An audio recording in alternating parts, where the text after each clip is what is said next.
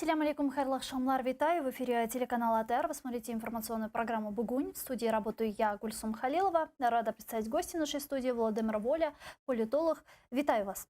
Селям алейкум. Алейкум Доброго селям. здоров'я всім, хто нас слухає, дивиться. Время такое, как раз здоровье в первую очередь. Селям алейкум. И поздравляю вас с разблокированием счетов общественного телевидения. Спасибо большое. Первого крымстарского телеканала. Спасибо вам большое. Давайте начнем с самых актуальных новостей, которые касаются Крыма. А именно, Украина обсудит с международными партнерами формат создания переговорной платформы по неизбежной деоккупации Крыма. Об этом заявил глава МИД Дмитрий Кулеба на пресс-конференции в Берлине после встречи с немецким коллегой Хайко Маасом. Давайте их послушаем. Нас цікавить насамперед два його елементи. Елемент номер один – це захист прав людини в окупованому Криму. І у цьому ж зв'язку звільнення осіб, яких незаконно утримує Російська Федерація, про це я вже згадав. І ви знаєте, що абсолютно більшість з них – це кримські татари. Друге питання, другий елемент, він є більш глобальним. Йдеться про те, в якому форматі, власне, ми будемо говорити, ми будемо обговорювати ситуацію в Криму і його неминучу деокупацію. З нашими партнерами ми будемо говорити про те, в якому саме форматі нам налагодити цей діалог, як саме має виглядати платформа щодо Криму, міжнародна платформа щодо Криму. І ця тема буде також предметом нашої розмови з паном Маасом надалі. Вот такое заявление сделал наш министр. Как вы думаете, в какой перспективе мы увидим создание международной платформы по вопросу деоккупации Крыма? Я думаю, что нужно разделить два аспекта в этой деятельности. С одной стороны, возникает много ассоциаций, что это какая-то переговорная площадка. Вот если говорить о переговорной площадке по возвращению Крыма, то Россия наотрез отказывается вообще этот вопрос обсуждать. Поэтому именно как переговорная площадка наподобие нормандского формата, это скорее вопрос идеалистических и не ближайших лет. Но если говорить о платформе для воздействия, то есть для реагирования на ситуацию в Крыму, для реагирования международного на вопросы, связанные с Крымом и с той политикой, которая проводит на полуострове Российская Федерация, то да, уже сейчас можно создать, но я бы это назвал более определенно так, вместо этого путающего многих и слишком абстрактного платформа, сказал бы так, международный клуб противников аннексии Крымского полуострова с привлечением туда представителей правительств, государств. Я думаю, что туда как минимум с десяток государств точно делегируют своих официальных представителей, и плюс представители международных гуманитарных организаций. То есть платформа, на которой будут в фокусе мирового общественного мнения держаться вот все вопросы, связанные с негативными аспектами аннексии Крыма. Вот это, да, однозначно. Я думаю, что это могло быть создано уже в 2004 году, если бы такая задача была. На самом деле я не вижу больших проблем для того, чтобы такая платформа возникла и начала работать. Местом работы такой платформы может быть Украина однозначно, поскольку Крым — это территория аннексированная, отобранная у Украины, поэтому лучшей площадки международной, чем Киев, нету. Плюс Киев, допустим, еще одна площадка Брюссель, поскольку речь идет о Евросоюзе, и одна площадка в Нью-Йорке, поскольку речь идет о Совете Безопасности ООН. Может быть, площадка в Гааге, если речь идет о разработке механизмов давления санкционного режима в отношении России? Смотрите, в Гааге находится Международный криминальный суд. Там находится еще несколько международных организаций. Но если говорить о том, чтобы была некая привязка к глобальным международным организациям, то однозначно, что это столицы, города-столицы Евросоюза. Брюссель как одна из них, и в Брюсселе, кстати, находится и офис НАТО еще. Мгм. Плюс, да, Амстердам совершенно там находится рядом, Гаага тоже, не Амстердам, а Гаага находится тоже рядом. Ну и Нью-Йорк как город, в котором находится ООН. штаб-квартира ООН. Поэтому, по большому счету, я не вижу каких-то препятствий для того, чтобы такая платформа, то есть клуб противников аннексии Крыма, как орган, который фокусирует внимание на различных проблемных вопросах и нарабатывает, возможно, какие-то, вернее, не орган, а клуб, который нарабатывает какие-то а, механизмы воздействия, пускай это и ограниченный в своем эффекте арсенал, но тем не менее, вот этим могли бы заниматься. Вот уже даже смотрите, если говорить об этой площадке, если говорить о базировании этого клуба в Украине, то теоретически уже послы, вы понимаете, послы многих государств, находящиеся, то есть делегированными этими государствами в Украину представлять их интересы, они бы уже могли в этом процессе участвовать, в этом клубе. Да? Поэтому уже даже вот, смотрите, довольно простая ситуация. Я не думаю, что кто-то откажется из тех государств, которые ввели санкции против России за аннексию Крыма.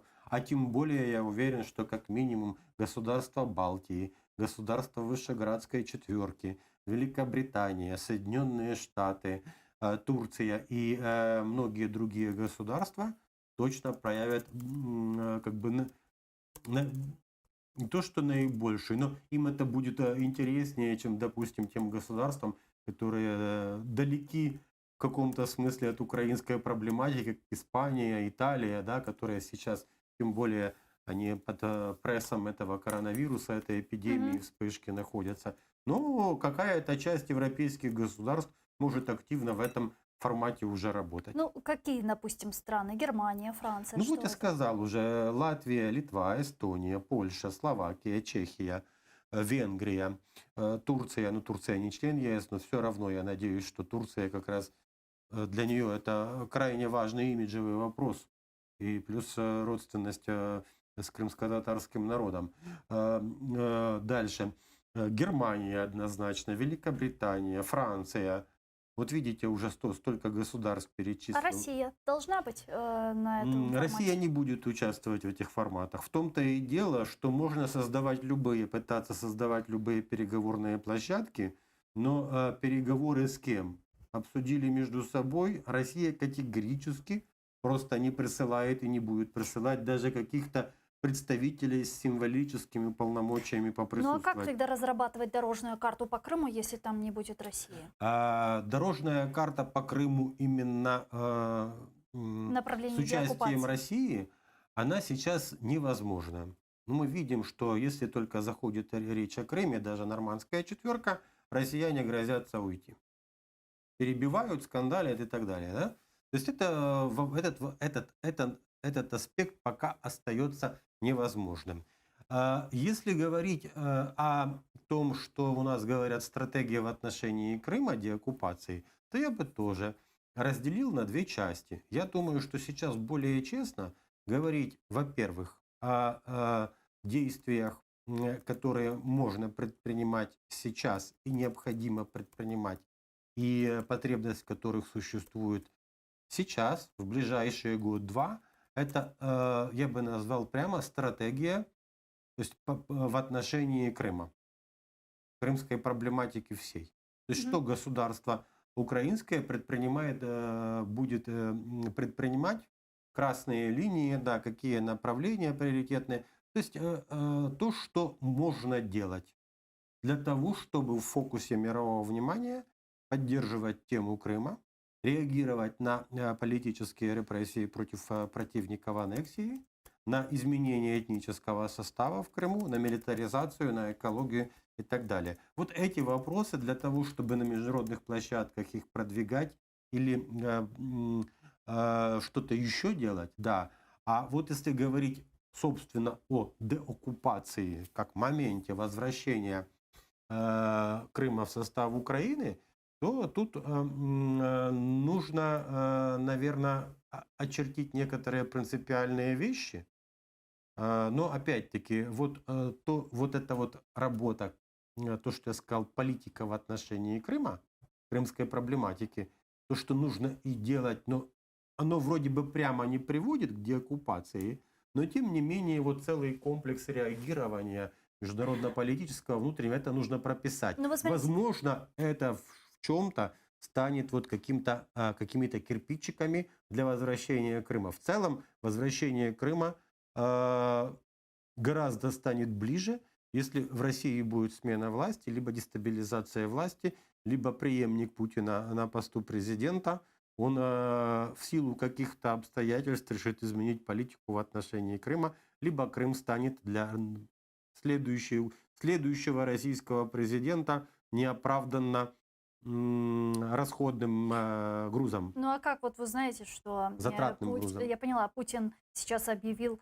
голосование по поводу внесения изменений в Конституцию Украины с обнулением его президентских сроков. То есть, если, понятно, будет вот это голосование, и оно пойдет в его пользу, что в чем многие убеждены, фальсификация и так далее, то Путин останется при власти фактически до 2036 года.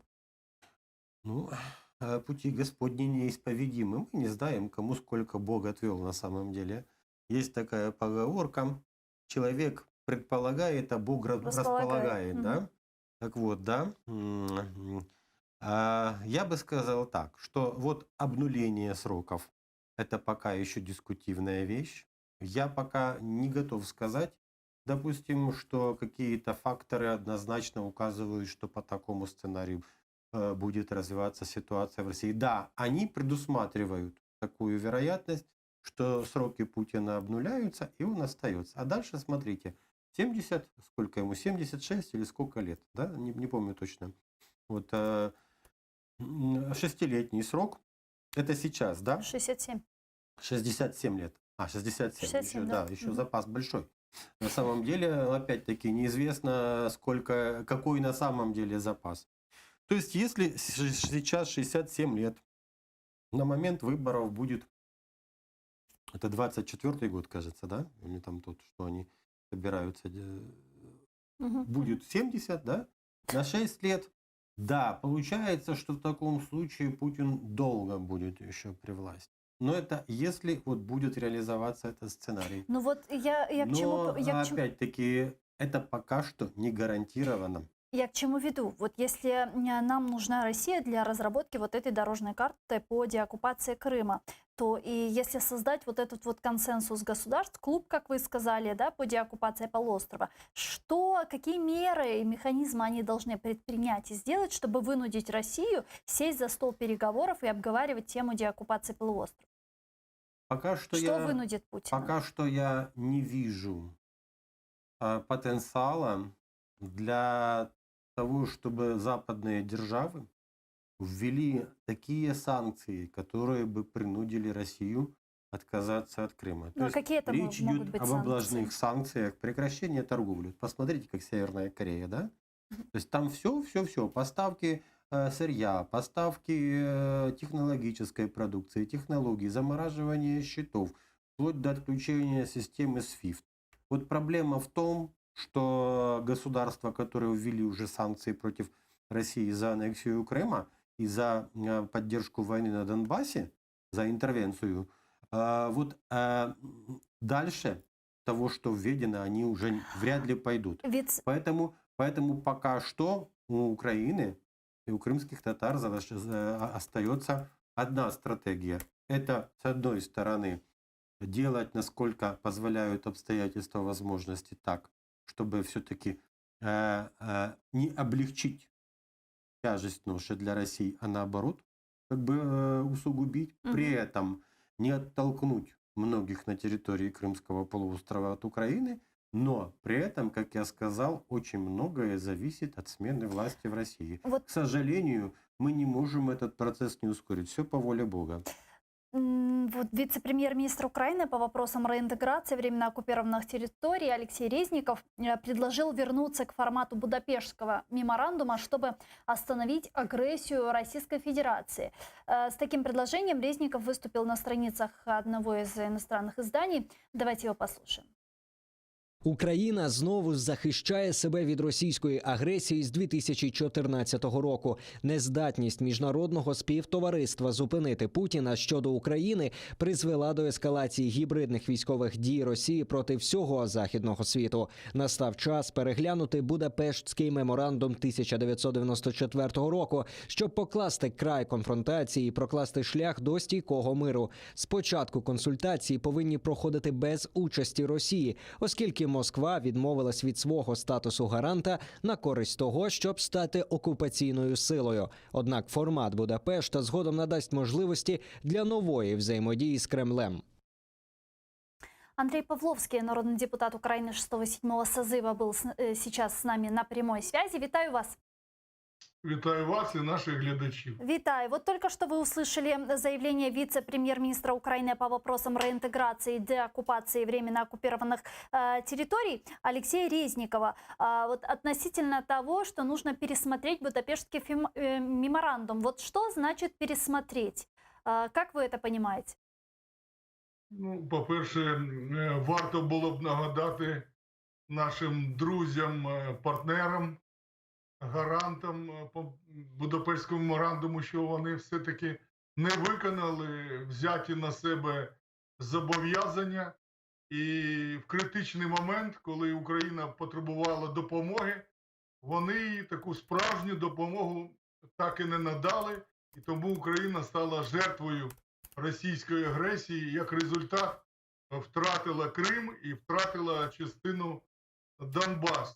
Тому совість повинна трохи дошкуляти нашим партнерам. І, до речі, помилкою було попереднього президента Петра Олексійовича Порошенка, що він з Будапештського формату перейшов в формат нормандський. Да? Таким чином із формату випали Сполучені Штати, Англія, той же Китай, які б варто було б зараз залучити для того, щоб вони допомогли Україні в протистоянні з Росією. Тому що ми бачимо, що зараз Франція займає неоднозначну, іноді проросійську відверту позицію. Німеччина економічно і комерційно залежить від Росії. І тому в деяких питаннях виходить Україна одна проти трьох проросійських країн. А повинно бути навпаки з урахуванням позиції Росії як агресора. Тому це слушна думка пана Резнікова повернутися в прийманні в той формат і запросити ті країни, які були гарантами державної незалежності, територіальної цілісності України. Це Сполучені Штати, Англія, додати їх до нормандського формату, тому що і на них є доля провини, що вони не допомогли Україні, і Україна тимчасово втратила свої территории. А можно ли сейчас созвать стран-подписантов Будапештского меморандума и требовать выполнения этой договоренности? Ну, по-перше, як не прискорбно, да, то одним з підписантів Будапештського меморандуму є та ж Росія, яка дійсно замість того, щоб бути гарантом, стала агресором. Таким же підписантом була Франція, Сполучені Штати, Великобританія і Китай. І от саме в такому форматі варто було б вести переговори про завершення війни, про завершення російської агресії і про повернення анексованих территорий. А как заставить Россию, по-вашему, сесть за стол переговоров и обсуждать тему Крыма? Ну, по-перше, до цього можуть примусити Росію тільки жорсткі, справжні санкції, тому що те, що зараз застосовується до Росії під виглядом санкцій, це для неї все-таки як драбинка для слона. Це наносить їй шкоду, але не таку суттєву, якою могло б завдання цих санкцій було би. Ну, зверніть увагу, що за російську агресію можна було би і відключити фінансову систему SWIFT міжнародних розрахунків. Це б суттєво вдарило по російській фінансовій системі. Можна було би, і такий досвід є в світовий, ввести ембарго на торгівлю і продаж російської зброї, яка приносить багато грошей в російський бюджет. І можна було б багато ще дошкульних санкцій до Росії застосувати. І не треба забувати, що російський державний стабілізаційний резервний фонд, там майже в $1 трильйон, він зберігається в Сполучених Штатах. І ті ж Сполучені Штати могли б в будь-який момент його заарештувати, і це б дійсно було б дуже дошкульно і боляче Росії. Я думаю, щоб отримати назад ці гроші, пішла б на виконання будь-яких умов, в тому числі і на звільнення окупованих територій. Але, на жаль, наші західні партнери в силу різних причин до таких саме жорстких справжніх санкцій не вдаються. Дуже дякую вам. Андрій Павловський, народний депутат України 6 та 7 скликань, був з нами на прямому зв'язку. Дякую. А как вы считаете, можно ли созвать сейчас стран-подписантов Будапештского меморандума? И вот что означает заявление вице-премьер-министра Украины Резникова по вопросам реинтеграции, вот что нужно пересматривать Будапештский меморандум. У нас есть документы, да, у нас есть Россия, которая нарушила эту договоренность, есть страны, которые нам гарантировали наш же суверенитет, но вот как это 4-й пункт даже этих соглашений, а именно вот созвать страны и консультироваться по этому вопросу, прошло 6 лет, никто ничего не решает и не использует. 4-й пункт, там речь идет о созыве Совета Безопасности ООН. Да, в случае, для консультаций. если будет нарушено. 6-й пункт, что в случае наступления вот ситуации, связанной с безопасностью Украины, обязуются провести консультации. То есть вообще-то на самом деле конкретных каких-то мер реагирования в этом меморандуме не содержится. Меморандум, кроме того, это не договор, имеющий хоть какую-то обязательную силу, подписанный всем. Это памятка. То есть памятка... Что, мы ракеты на бумагу поменяли, что ли? Получается, да. Получается, да. Кроме того, кто подписал меморандум? Украина, Франция, Великобритания и Соединенные Штаты. Франция прислала специальную декларацию о том, что они поддерживают данный меморандум и будут гарантировать со своей стороны безопасность Украины. А официальный представитель Китая тоже сделал заявление, что они гарантируют неприкосновенность со своей стороны Украины. То есть подписантов на самом деле 3. Украина, США и Великобритания. А и Россия. Кроме Украины 3. И Россия. Ну, потом Китай присоединился. Нет, они сделали заявление, они его не подписывали, меморандум. Они сделали заявление на официальный представитель, что да, Китай гарантирует неприкосновенность территориальной целостности Украины в обмен на отказ Украины от ядерного оружия. То есть со своей Тоже стороны... поверили словам, Да, да. То есть получается так, что этот документ, он оказался памяткой, действительно променяли на бумагу. Если были какие-то прописаны механизмы, да, то это был бы уже договор о гарантиях неприкосновенности, там, допустим, Украине, если бы он предполагал какие-то санкции против того, кто нарушит территориальную целостность. Этого всего нету. Поэтому нынешнее правительство и офис президента могут попытаться сделать такой жест, да, попытаться собрать. Но мы уже видим реакцию со стороны Российской Федерации, что, как я понял, Россия не собирается ни в каких совещаниях участвовать. По крайней мере, никакое собрание подписантов Будапештского меморандума без участия России не признается. Поэтому ситуация выглядит так, что можно попытаться. Я, кстати, хотел бы в защиту США сказать, что хоть они не включены в нормандский формат, но они на самом деле, и Великобритания, они очень активное участие принимают в делах Украины. И стоит напомнить, что самые масштабные санкции против России были введены Соединенными Штатами. Даже не Великобританией, не Евросоюзом, а именно Соединенными Штатами. О механизме введения этих санкций и предпосылок, как бы это отдельная тема, но тем не менее факт остается фактом. Но И они вот уже тот- сколько и вот тот- грозятся ввести драконовские санкции, но они как еще не введут. Драконовские санкции грозятся ввести отдельные американские политики. В том-то и проблема, что сейчас они вышли на тот уровень, когда более жесткие санкции по России будут бить и по Соединенным Штатам. Экономика настолько глобализована, мир настолько глобализован, что есть предел, через который они не хотят переходить. И об этом осенью, в октябре, кажется, 2018 года сказала замминистра торговли Соединенных Штатов, не помню, как ее зовут, но она общалась в одном из комитетов Конгресса США, и вот обсуждали как раз, чтобы еще более жесткие ввести санкции, в том числе отключить Россию от системы SWIFT, как некоторые конгрессмены и сенаторы предполагали. Вот была такая позиция озвучена. Поэтому у нас сейчас остается не слишком большой инструмент реагирования на политику России в отношении как Донбасса, так и Крыма. Остается только делать то, что возможно. Мы не должны складывать руки, потому что если это мы сложим руки, то другим это тоже может оказаться не столь близким, они об этом могут забыть, потому что у каждого свои более насущные проблемы.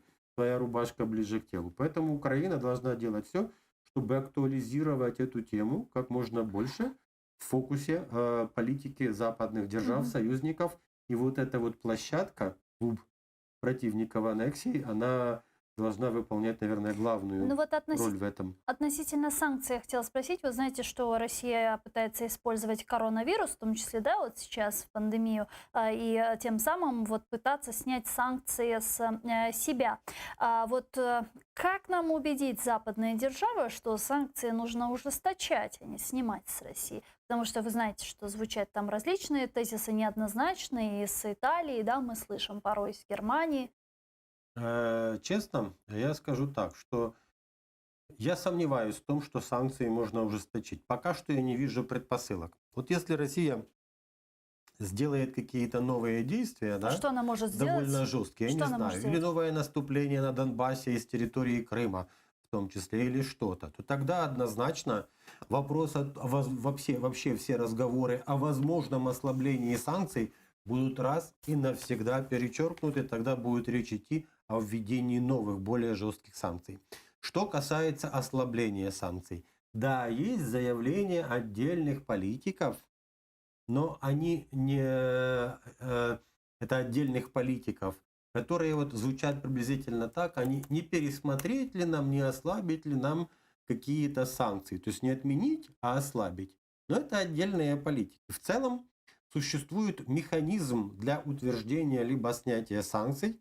В Евросоюзе это консенсус всех государств, членов Евросоюза. И если какое-то государство вдруг на официальном уровне, то есть премьер-министр или президент, скажет, что на Совете Евросоюза, то вот давайте мы будем ослаблять санкции против России. И консенсуса за это не будет. Потому что есть много государств, которые, большинство, подавляющее большинство государств европейских, членов Евросоюза, не считают возможным ослабление санкций. Почему еще они считают это невозможным? Потому что были нарушены нормы международного права. И если они пойдут на ослабление санкций, но при этом причины, вызвавшие эти санкции, не будут устранены, то получится так, что они непоследовательны, и они поддались давлению Российской Федерации. В международной политике это вообще-то считается недопустимым, это проявление слабости. Поэтому я не вижу предпосылок для того, чтобы санкции были ослаблены. Могут ли они быть ужесточены? То есть, опять же, та же процедура. Если кто-то скажет в Евросоюзе, на Совете Евросоюза, что мы должны ужесточить эти санкции, то снова нужен консенсус. Украина может это инициировать? Украина не может это инициировать, потому что Украина не является членом Евросоюза. Если говорить о Евросоюзе, только государства-члены Евросоюза. Может кто-то инициировать из государств-членов Евросоюза союзников, в том числе и Литва, Страны и Польша, да, и Эстония, и Чехия, если пожелает, там, правда, Чехия, президент Милош какой-то Земан. у них, да. Но тем не менее, есть возможность не прямо, а посредством союзников эту тему поднять. В повестку дня внести. Но опять-таки, для того, чтобы усиление санкций было одобрено, нужен консенсус. Мгм. Других процедур в Евросоюзе пока нету. Вот продолжая тему визита украинских чиновников в Берлин, говорили про Крым и говорили, конечно же, про Донбасс. Достичь соблюдения режима тишины на Донбассе, как это предусмотрено Минскими договоренностями, сложно, но реально. Об этом заявил федеральный министр иностранных дел Германии Хайко Маас во время совместного брифинга с главой Министерства иностранных дел Украины Дмитрием Кулебой. Давайте его послушаем. Ми зустрічались у нормандському форматі у формі відеоконференції і були одностайними в тому, що реалізація домовленостей, які були досягнуті у грудні в Парижі, повинні бути реалізовані. Ми хочемо допомогти вам, підтримати вас разом з Україною, досягти миру на сході України, а також маємо досягти режиму тиші, як це передбачено у мінських домовленостях, який буде дотримуватись. У деталях це, звичайно, дуже складно, і ми це знаємо, але це є реально. В каких условиях реально соблюдение режима тишины? Сложно сказать, потому что, да, согласен с Хайко Маасом, что это сложная задача, но вполне достижимая, но акцент нужно, наверное, делать на первой части. Очень сложная, потому что мы видим, что постоянно какие-то обстрелы, постоянно какие-то провокации. С какой целью? Цели могут быть разными для того, чтобы поддерживать в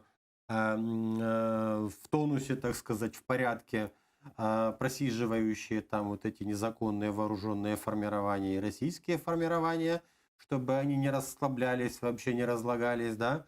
Или же это попытка переключить внимание местных жителей, что вот смотрите, какой коронавирус, какая эпидемия, никакой вот Украина готовится наступать, и вот смотрите, мы отстреливаемся. То есть даже такие информационные может быть для того, чтобы кто-то просто отстреливает кого-то из украинских бойцов, вражеские снайперы. То есть в любом случае пока что мы видим, что обстрелы продолжаются, удары продолжаются, пускай это не масштабное наступление по всей линии соприкосновения, но тем не менее нету у кого-то желания прекращать стрельбу. Поэтому да, вот это сложная задача, а насколько она реализуема, это я сомневаюсь, что будет полная тишина еще как минимум год-два, до тех пор, пока с той стороны, да, со стороны России не возникнет какой-то смысл в том, чтобы все вдруг прекратилось, чтобы наступила тишина. Ну вот смотрите, откровенно говоря, есть же такая минская дилемма, и ее все знают, мне кажется, когда Украина считает Минские соглашения инструментом восстановления своей территориальной целостности и говорит, что нужно для начала прекращения огня, выход России с восточной части Украины, возврат украино-российской границы под контроль Украины и только потом проведение там демократичных выборов. Россия говорит обратно противоположное, то есть она использует Минские соглашения как инструмент наступления на суверенитет Украины и требует сначала проведения выборов в оккупированном Донбассе, не устанавливая контроль Украины над российско-украинской границей. Затем, вот понятно, последовала бы автономия российских таких режимов, фактическая конфедерация Украины и разрушительные итоги для центральной власти Украины и вообще в целом для суверенитета Украины. Когда одна сторона настаивает на другом, другая на следующем. Как из этой ситуации выходить и находить консенсус? Или вообще здесь невозможно найти какой-то консенсус? Минские соглашения, в той редакции, как они есть, они вот как раз их Россия использует, потому что там есть вещи, которые конкретно прописаны, на которых настаивает Россия. Возврат границы после выборов, да, там есть. Это в Минских соглашениях. Именно поэтому с украинской стороны выдвинута была контр-идея, да, что хорошо, давайте под международный контроль эту территорию. ОБСЕ. Да, ОБСЕ, миротворческие силы, ООН, там ОБСЕ, полицейская миссия, переходная международная администрация. Вот они проводят выборы, да, они берут этот участок границы, в том числе под контроль, И после того, как выборы пройдут, там через 2 недели, вот в частности, эта идея с формулой Штайнмайера, контроль передается уже украинским силам, вооруженным подразделениям, правительственным силам. То есть Россия апеллирует к чему? К тому, что написано там. Точно так же вот эти безномерные пункты после пункта 13, которые описывают формат этого так называемого самоуправления. Милиция, там они тут правоохранители, да, широкая автономия, связи с Россией. То есть что, вот это формат конфедерации. Тут вопрос в том, что это все то прописано, но Украина не может себе это позволить. То есть это однозначно не то, что Украина не может позволить, потому что мы считаем, что это будет нам вредно, а даже с точки зрения технологической, для того, чтобы реализовать вот все то, что вот прописано в Минских соглашениях по поводу границы, выборов и формата автономии, в украинском обществе нету для этого, простите, достаточного количества избирателей, которые бы проголосовали за таких депутатов, и чтобы в итоге было в парламенте достаточное количество депутатов, чтобы принять законы, которые бы позволили реализовать все вот эти пункты Минских соглашений. Ну, вы Поэтому знаете, я, может быть... Мгм. сейчас остается только один вариант. Ну, вот Минские соглашения, простите, если техническую аналогию, да, конструкционная ошибка. Вот в Минских соглашениях вот конструкционная ошибка прописана вот по всем этим пунктам. Поэтому сейчас мы видим, что Минские соглашения мертвы,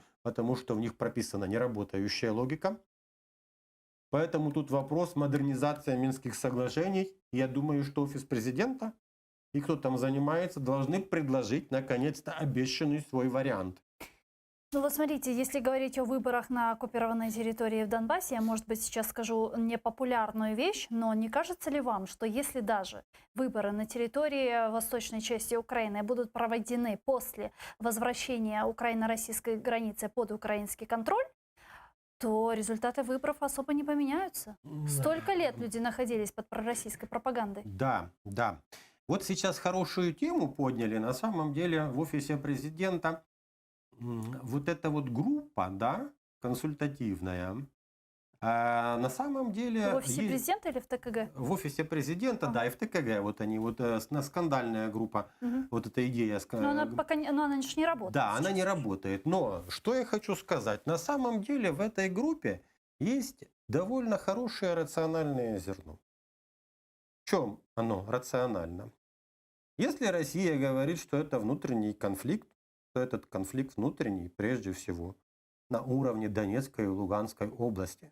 Потому что есть много граждан Украины, которые не согласны с позицией лидеров ЛНР, ДНР, с их пророссийским курсом, и они тоже представители отдельных районов Донецкой и Луганской области. И для того, чтобы показать, что монополии, что у ЛДНР нету монополии быть представителями ОРДЛО, туда было бы неплохо делегировать представителей другой части. Но технически реализовать с точки зрения вот легитимности это невозможно.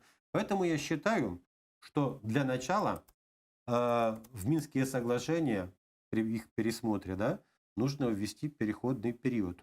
В чем его смысл? В том, чтобы туда могли вернуться те люди, которые вынужденные переселенцы. То есть, чтобы там нормализовать жизнь в течение некоторого периода, чтобы туда могли вернуться люди, которые вынуждены были покинуть эту территорию. И чтобы уже после, допустим, вот этого незначительного периода условной нормализации провести выборы под контролем то ли международных каких-то сил, миротворческих, временной администрации, но чтобы там не было незаконных вооруженных формирований, которые бы могли влиять на выборы, на ход, на подготовку выборов, на их проведение, на волеизъявление. То есть и тогда мы бы получили хоть какое-то условно легитимное представительство от этой территории для того, чтобы дальше говорить о том, какой формат самоуправления. А по большому счету есть на самом деле идеи, которые позволяют всю вот эту историю с тем, что прописано в Минских соглашениях, обойти. Я сейчас об этом не буду говорить, но она достаточно простая. как я сказал, что для того, чтобы хоть какое-то представительство более-менее действительно адекватное, подкрепленное голосованием представительство той территории было, нужно туда вернуть людей, которые оттуда выехали, обеспечить им возможность приехать нормально, безопасно там находиться и участвовать в политической жизни этих территорий, провести выборы, сформировать это представительство, и потом уже вот этот этап, который прописан в Минских соглашениях, говорить уже о судьбе этого региона. Не с ЛНР, ДНР, а со всеми. Это те, кто уехали, те, кто противники. И третья часть – это люди, которые, в общем-то, не имеют какой-то выраженной активной политической позиции. Они просто оказались, вот некоторые говорят, болото, некоторые говорят, заложники ситуации. То есть как минимум 3 сегмента жителей Ордло присутствуют. Это не одна ЛДНР, это еще 2 сегмента, о которых почему-то никто ничего не спрашивает. И я думаю, что было большой ошибкой, хотя опять-таки ошибкой, не ошибкой, прописать, что Это вот уже было. полномочные представители Ордло. Какие они полномочные представители Ордло? Их честнее назвать незаконные организации ЛНР и ДНР. Вот это будет честнее, а не Ордло. Ну вот смотрите, если у нас вот такая есть минская дилемма, да? Может, все-таки нашим западным политикам, западным партнерам уже понять и принять, что существует вот такая минская дилемма, и прекращать вот эти попытки разрешить нерешаемое вот это вот противоречие, и вот уже не шнырять между тем, какая трактовка минской дилеммы больше соответствует их интересам и принципам их же стран. А вот решиться, что вот есть суверенитет Украины, и нужно настаивать на этом, а не пытаться договориться там с Путиным или с украинской стороне еще пытаться угодить. Я думаю, что вопрос даже не к западным нашим партнерам. Вопрос к украинским политическим элитам. Быстрее они должны соображать по поводу того, что еще действенного, какие механизмы, может быть, нестандартные можно использовать для того, чтобы при сложившейся ситуации, при фактическом отказе, при фактическом тупике, да, и смерти второй редакции Минских соглашений, искать варианты, которые бы позволили вернуть эту территорию, пускай, возможно, не так быстро, как это написано в Минских соглашениях, возможно, удлинить эту цепочку, возможно, изменить какие-то подходы, но чтобы в итоге исключить Россию из этого процесса, насколько это возможно, ее влияние минимизировать, и вернуть территорию, возможно, даже территорию людей, регионы эти, да, без всех вот этих особых статусов в том формате, как они прописаны. На самом деле фантазия должна больше работать. Приглашение России на саммит группы 7 G7 даже в статусе гостя станет для Кремля подтверждением эффективности политики давления в отношениях с демократическими странами. Об этом заявила пресс-секретарь Министерства иностранных дел Украины Екатерина Зеленко. И неспроста, вы знаете, недавно было сообщение, что Дональд Трамп перенес встречу Большой Семерки и в очередной раз сказал, что нужно пригласить на саммит Российскую Федерацию. Зачем ему Путин? Кстати, маленькая ремарка к предыдущему блоку. Вот сразу аналогия, как большие бизнесмены, да, и люди очень, когда нужны деньги, где-то взять деньги, вот они очень быстро соображают и такие находчивые, да. Вот и наши политические элиты должны быть более находчивыми в изобретении способов, как вернуть Ордло и Крым в Украину. Поэтому, если говорить о приглашении, вот об идее Трампа пригласить Путина, ну, я вам скажу так, что на самом деле Трамп решил пригласить всех соседей Китая. То есть я увидел, допустим, в этой идее Трампа не столько желание в том, чтобы вот пригласить именно Путина и уважить Россию, сколько в том, чтобы показать, вот смотрите, я всех влиятельных соседей Китая собираю, это такой антикитайский саммит Большой Семерки. Южная Корея, Австралия, Индия, да, Россия, ну, Япония член Большой Семерки. То есть, получается, все ведущие страны, двадцатка там, они все вот собрались. А что касается России, я сегодня с удивлением прочитал тоже какое-то вот странноватое, как всегда, вот как часто бывает у Трампа заявления и объяснения, что ну, он же помог нам с нефтью, он себе тоже помог, да? То есть я вот вижу, что это какие-то вот непонятные фантазии со стороны Трампа, но Трамп много чего говорит, и на самом деле то, что он говорит, не делает. Говорит, а Конгресс потом самый важный оправдывается. фактор в этой истории, что другие государства, входящие в Большую Семерку, не согласны с тем, чтобы семерка снова стала восьмеркой. Да, ну Джастин Трюдо уже очень высказался. И Германия да, и против. Германия против высказалась. Да, давайте сейчас подключим к нашей беседе Дмитрия Снігирьова. Вітаю вас, пане Дмитрію. Добрий вечір. Да, співголова громадської ініціативи «Права справа» з нами зараз на прямому зв'язку. Вот говорим сейчас про саммит Большой Семерки и о попытках Дональда Трампа вернуть или пригласить Путина на этот саммит. Что вы думаете, зачем Трампу Путин? По великому рахунку, як вже було слушно зауважено, Трамп намагається створити велику антикитайську коаліцію. Відповідно, заблокувати будь-які наміри Російської Федерації щодо інтеграційних процесів з Китайською Народною Республікою.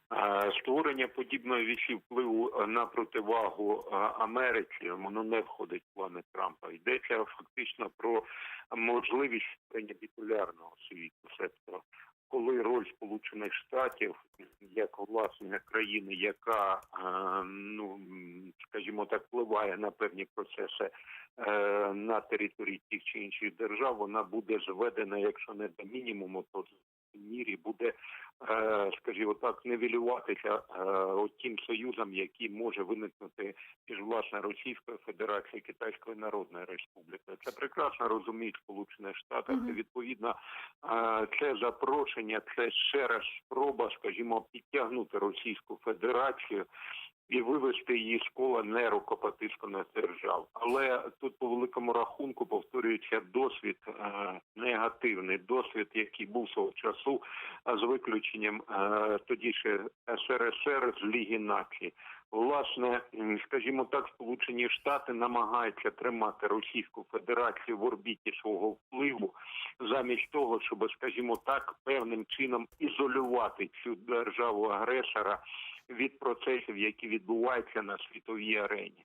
Тобто, по великому рахунку, це геополітична гра. Наскільки вона буде вдала, покаже час. І от буквально одна минутка, Дмитрий. Україна стає заручниками ігри, коли, власне, інтереси нашої держави можуть покласти на одні терези з інтересами відповідно подібних геополітичних. Дмитрий, еще один вопрос, буквально одна минутка. Вы знаете, президент России Путин утвердил указ об основах государственной политики России в области ядерного сдерживания, в котором прописаны условия, при которых страна применяет ядерное оружие. Вот что это за указ? Вот буквально минутка, это вот очередная демонстрация силы для мира или что? По великому рахунку, це намагання показати Сполученим Штатам, в першу чергу блоку НАТО, що Росія розглядає територію своїх сусідів, мається на увазі в першу чергу Україну, як зоною свого військово-політичного впливу. Якщо ми подивимося на умови застосування ядерної зброї, то це відповідно і розміщення систем протиракетної оборони, і низка інших умов, які не входять, скажімо так, в перелік загроз для Російської Федерації. Тобто це військово-дипломатичний тиск Російської Федерації на Сполучені Штати і, відповідно, на країни Європи з метою не допустити розміщення військових баз НАТО як на території України, так і, відповідно, країн колишнього радянського простору. Дуже дякую вам, Дмитро Снігирьов, співголова громадської ініціативи «Права справа», был гостем нашей студии, подключался к нашей студии. А гостем студии был Володимир Воля, политолог. Дуже дякую вам. Дякую вам. Мы не прощаемся с вами. Эфир телеканала АТР продолжается. Буквально через несколько секунд смотрите информационную программу «Замана». А после в этой студии встречайте с программой «Прайм» Романа Спиридонова. Не переключайтесь, скоро кончится.